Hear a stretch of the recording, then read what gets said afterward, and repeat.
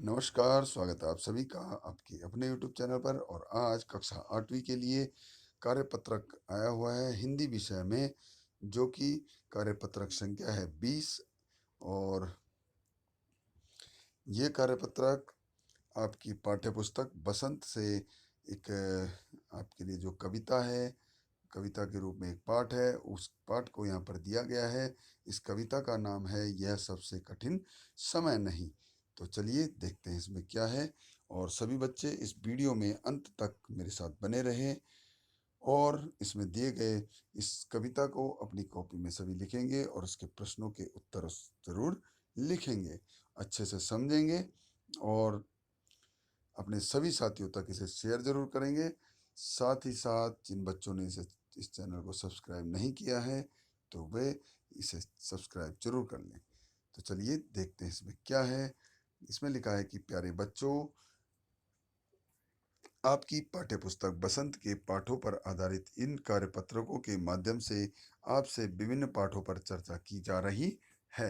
आइए इसी क्रम में आज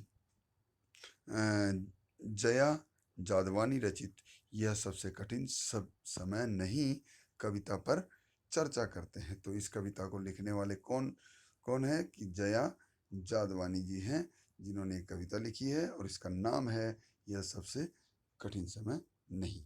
तो चलिए इस कविता को पढ़ते हैं और फिर इसके अर्थ को समझेंगे। तो इसमें दिया गया है, नहीं यह सबसे कठिन समय नहीं, अभी भी दबा है चिड़िया की चोंच में तिनका और वह उड़ने की तैयारी में है। अभी भी झड़ती हुई पत्ती थामने को बैठा है हाथ एक। अभी भी भीड़ है स्टेशन पर, अभी भी एक रेलगाड़ी जाती है गंतव्य तक। अभी भी एक रेलगाड़ी जाती है गंतव्य तक, जहाँ कोई कर रहा होगा प्रतीक्षा। अभी भी कहता है कोई किसी को, जल्दी आ जाओ कि अब सूरज डूबने का वक्त हो गया है, हो गया। अभी कहा जाता है अभी कहा जाता है उस कथा का आखिरी हिस्सा, जो बूढ़ी नानी सुना रही सदियों से। दुनिया के तमाम बच्चों को अभी अभी आती है एक बस। दुनिया क्या कहता है कि जो उस अभी अभी कहा जाता है उस कथा का आखिरी हिस्सा, जो बूढ़ी नानी सुना रही सदियों से दुनिया के तमाम बच्चों को। अभी आती है एक बस अंतरिक्ष के उस पार की दुनिया से, लाएगी बचे हुए लोगों की खबर। नहीं यह सबसे कठिन समय नहीं। तो ये आपकी कविता है और अब देखते हैं इसके अर्थ में क्या लिखा है यहाँ पर कि कवयित्री के अनुसार, चाहे आज चारों ओर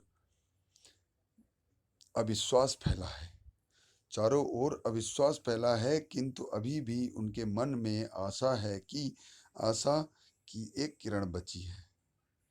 भाई चारों ओर अविश्वास है, लेकिन फिर भी एक आशा की किरण बची हुई है। वह कहती है कि यह सबसे बुरा समय नहीं है।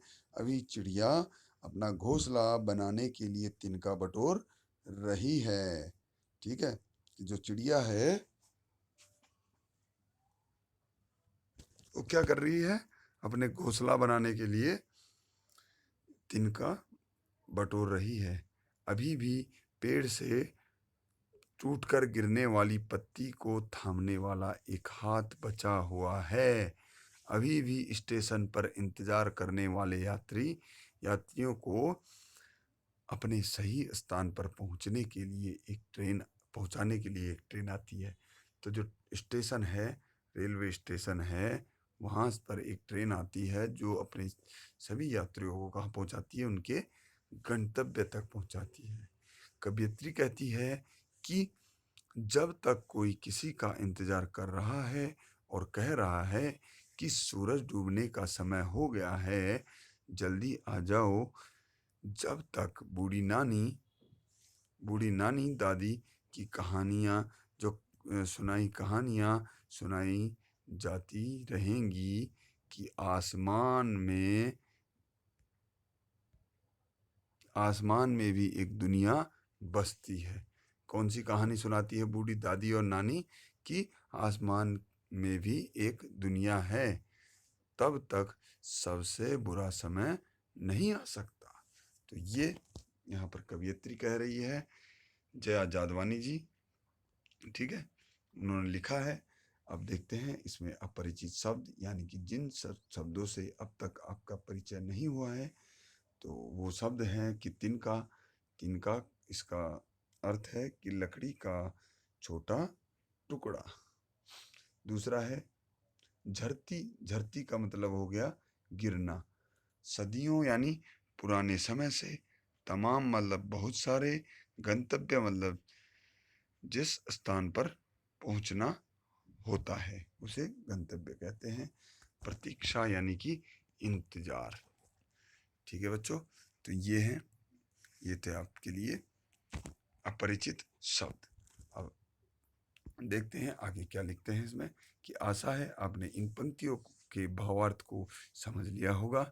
आइए इन्हीं पंक्तियों पर आधारित कुछ प्रश्नों के उत्तर खोजते हैं और लिखते हैं। तो मुझे भी उम्मीद है कि इस वीडियो के माध्यम से आप सभी को, जो भी ये वीडियो देख रहे हैं, उन्हें ये पूरा समझ में आ चुका होगा कि इसमें क्या दिया गया है। ठीक है, अब देखते हैं प्रश्नों को। निम्नलिखित में से कौन सा शब्द पक्षी का पर्यायवाची है, यानी पक्षी का पर्यायवाची कौन सा शब्द है। तो इसका खग, गगन, जलज या नाग। तो इनमें से खग जो है वो इसका सही उत्तर होगा। अगला देखिए प्रश्न नंबर 2। निम्न में से डूबना का विलोम शब्द छांटिए। और डूबना का क्या होगा कि आना, उगना, जाना, दिखना।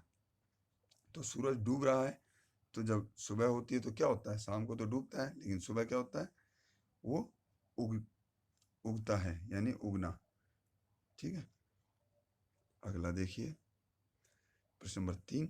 चिड़िया ने चोंच में तिनका दबा रखा है, बताइए चिड़िया तिनके का क्या करती होंगी। तो चिड़िया ने जो अपनी चोंच में तिनका दबा रखा है, उससे वो क्या करेंगी, अपना घोंसला बनाएंगी। अब देखिए अगला देखते हैं प्रश्न नंबर 4। बच्चों को उनके घरों में कहानियाँ कौन सुनाता है। तो जो दादी नानी होती है वो उन्हें कहानी सुनाती हैं। आगे देखिए प्रश्न नंबर 3। जल्दी आ जाओ कि अब सूरज डूबने का वक्त हो गया, पंक्ति का क्या आशय है।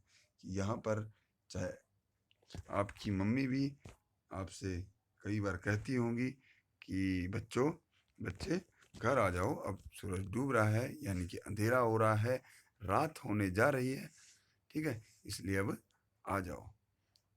ठीक है, आगे देखते हैं गतिविधि है कि उपरोक्त यानी कि ऊपर जो पंक्तियाँ दी गई है, कविता में आपको कौन सी बात सबसे ज़्यादा अच्छी लगी और क्यों, अनुच्छेद के रूप में अपने विचार लिखिए। तो इस पंक्ति में कौन सी बात आपको अच्छी लगी, उस पर एक आपको अनुच्छेद लिखना है। कम से कम 6 से 7 पंक्तियों का, लाइनों का एक लेख लिखना है। ठीक है, क्यों लगी, कौन सी पंक्ति अच्छी लगी और क्यों लगी। ठीक है, और इसके क्या फ़ायदे हो सकते हैं, ये सब आपको एक गतिविधि के रूप में करना है। अंत में एक महत्वपूर्ण सूचना कि नियमित रूप से अपने हाथों को साबुन और पानी से धोएं। तो प्यारे बच्चों, ये था आपके लिए कार्यपत्रक संख्या 20 हिंदी विषय के लिए।